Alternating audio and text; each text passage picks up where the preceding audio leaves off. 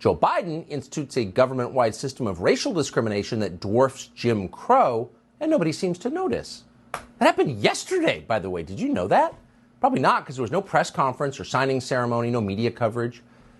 But 24 hours ago it happened. Biden restructured the entire executive branch of the U.S. government to discriminate on the basis of immutable characteristics.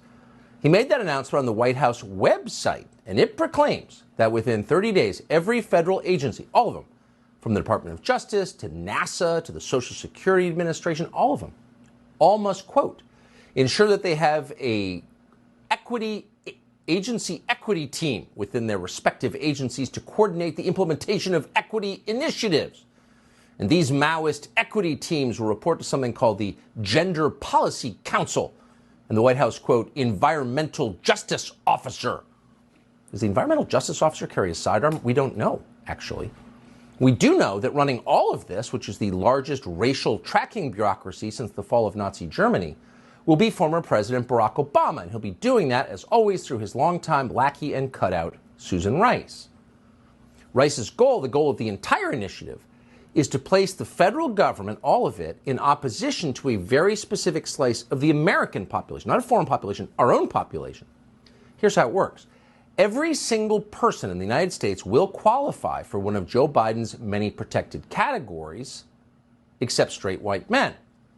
So we're all in this together, except those guys who are on the outs. It's all of us versus them. Straight white men, they will not be protected because they are, by virtue of being straight and white and male, the cause of the problem. They're the enemy. So this is a big change. It's got enormous consequences. Among other things, it makes you wonder, why would straight white men continue to pay their taxes? And by the way, what percentage of taxes in the United States are paid by straight white men? That's one statistic you never hear. Why is that? But if you're one of them, you may wonder, wait, I'm working half the year for the government, which takes my money and then uses it to demonize me and disenfranchise me from a government I thought I was an equal owner of. I thought we were all in this together. We're all citizens. But I still have to pay half my income to people who hate me? Why would I do that? It seems masochistic. Well, you do that because you have no choice. The IRS has more guns than you do. It's that simple. Meanwhile, don't expect a government contract or an SBA loan or even decent service from the clerk of the DMV. You're in a domestic enemy now. You're an English-speaking version of Vladimir Putin.